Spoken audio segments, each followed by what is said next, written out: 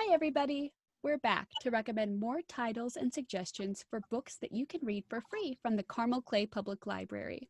I'm Catherine, and I'm joined today by Brian, Aggie, and Sarah.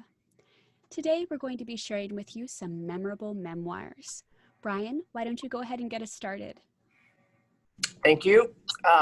My book is The Tinder Bar by J.R. Moehringer. It's Moehringer's 2005 memoir of growing from a young boy to an adult.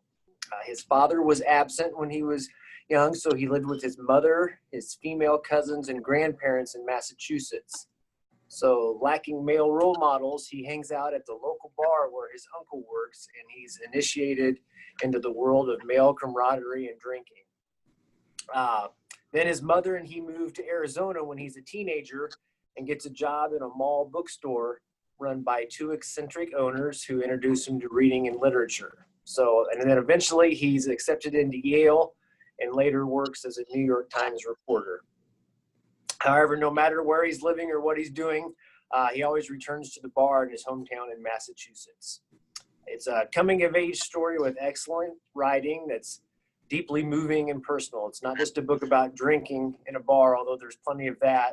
It's a story about the ups and downs of childhood and young adulthood, bad choices made, first loves, and family in a complicated life. Sarah, you're up next. Sure. One of the most memorable memoirs I've enjoyed this year is Children of the Land by Marcello Hernandez Castillo.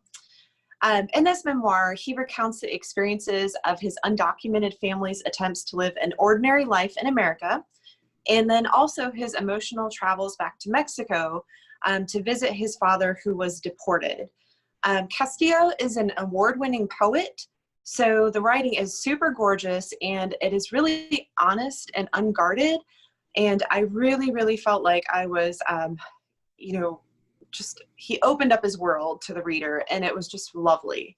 I really recommend this title to those who are kind of looking to put a face to some of the stories that we're hearing in the news about immigration, and maybe also the dreamers, or people who are seeking own voice narratives to read along with books like American Dirt. Thank you so much, Sarah. Aggie, what do you have for us this week? Well, I picked one that's a couple years old. I chose Trevor Noah's Born a Crime.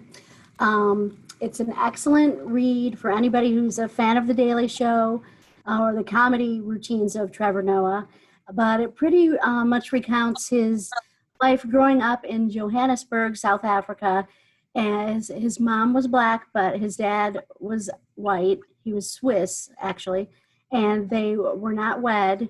So his growing up during apartheid was a very rough situation. His mom suffered a lot of abuse, and he kind of just tries to figure out life on his own. And eventually apartheid is lifted, and his mom gets out of this bad relationship, and he kind of develops a sense of comedy to get out of the bad times in life. And he kind of realizes, hey, I'm really good at this. I'm funny. So in his teenage years, he starts playing in some clubs after laws have been lifted, and then eventually he gets to the UK and starts doing a little bit of TV. And then when Jon Stewart retired, they said, this guy is a fresh new voice. He's young, he's brilliant, and we're going to give him a shot at The Daily Show, as he had guest spotted on that too. But it's just really interesting. I don't think a lot of people know about what it was like to grow up in South Africa during apartheid, and especially as a mixed race child. So he is witty, funny. I actually listened to the audiobook, and he reads it himself, and it's just a great read just to understand any kind of racism, but with in Trevor Noah's own kind of funny way. He puts a great spin on it, and it's insightful but also entertaining. Thank you so much, Aggie. That's also, Born a Crime is also a suggestion recommendation from me as well. I love it. I have one for you today that is The Dragons, the Giant, the Women, a memoir by Wayetu. And this book opens upon a child's 5th birthday celebration. So this is a party with Wayetu when she's 5. She's at home in Monrovia, Liberia, with her siblings, her dad, her grandmother, but her mom is not there. Her mom has a scholarship to attend school in New York City, and she speaks about how much she misses her and how heartbreaking that was to be apart from her mother, but she knows her mother's trying to build a better life for her and her family.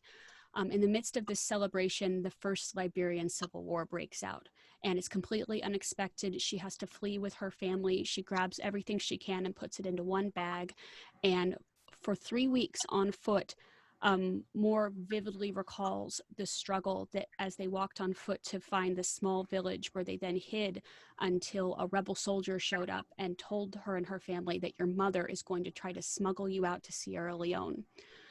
From there, you hear the heartbreaking and grueling experience that she went through, where she eventually ends up in Texas here in America, and hearing a first-person account of what it's like to grow up in Texas, not only as an immigrant, but as a Black woman.